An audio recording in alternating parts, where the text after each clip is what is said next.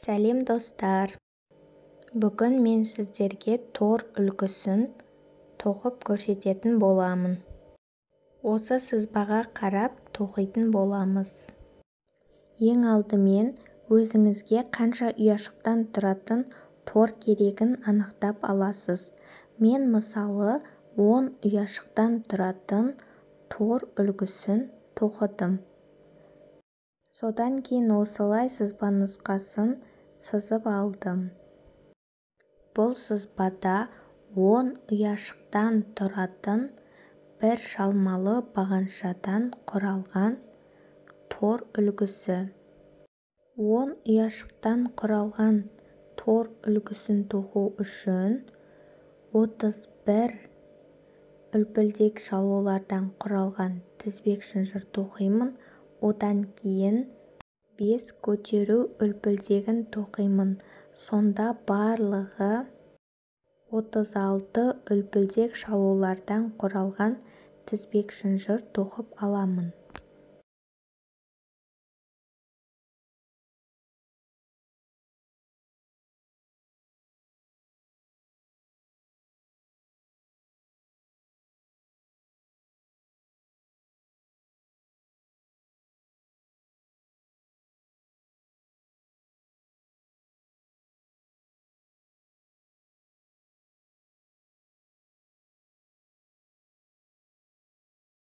Отыз бір үлпілдектен құралған тізбек шынжырды тоқып алдым. Енді 5 үлпілдек көтеру үлпілдегін тоқимын.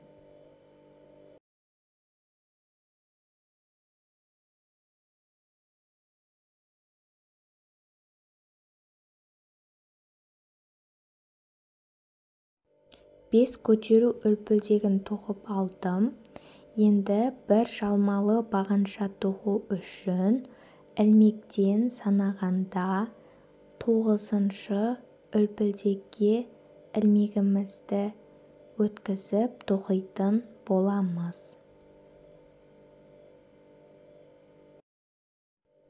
1, 2, 3, 4, 5, 6, 7, 8, 9.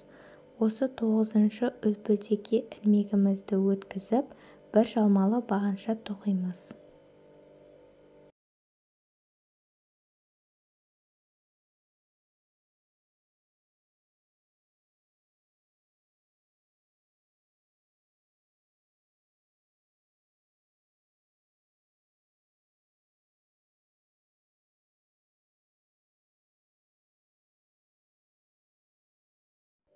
Бірінші қатардың бірінші ұяшығы тоқылды. Екінші ұяшықты тоқу үшін 2 үлпілдек іліп аламыз.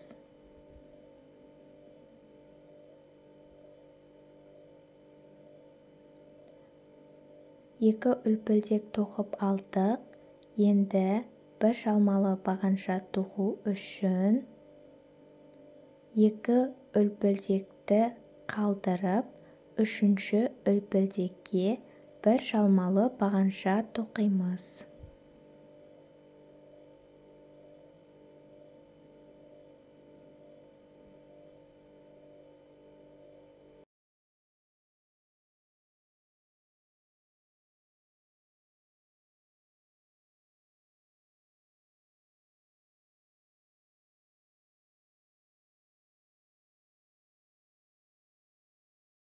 Бірінші қатардың екінші ұяшығы тоқылды. Дәл осылай тоқымамызды жалғастырамыз.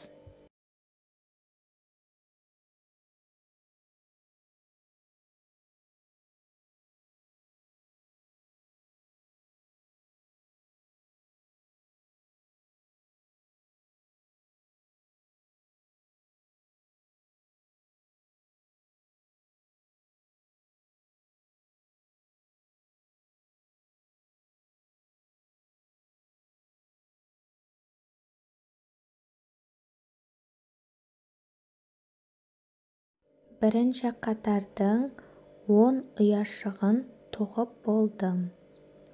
Енді екінші қатарға өту үшін бес көтеру үлпілдегін тоқып алып тоқымамызды бұрамыз.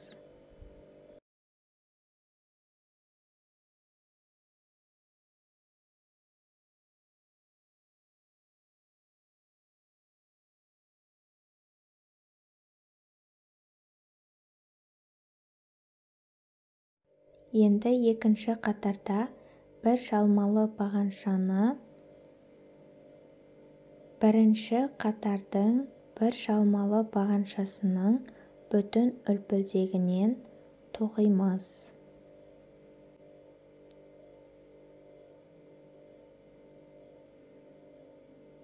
Міне бізде екінші қатардың бірінші ұяшығын тоқыдық. Енді осылай тоқымамызды жалғастырамыз.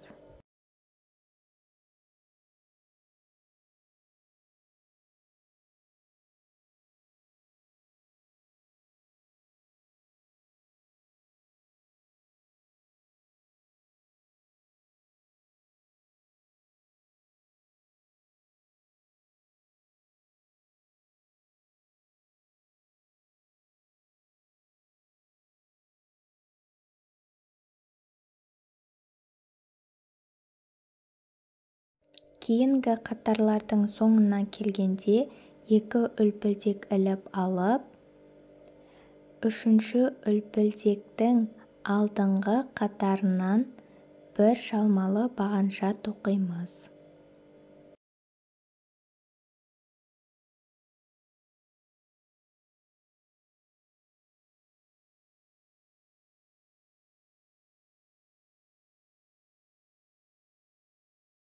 Сонымен біздің 10 ұяшықтан тұратын бір жалмалы бағаншадан құралған тор үлгісін тоқып болдық. Менің арнама тіркеліп, қоңыраушаны басып, комментарий бөліміне өз пікірлеріңізді қалдыруды ұмытпаңыздар. Алдын ала рахмет.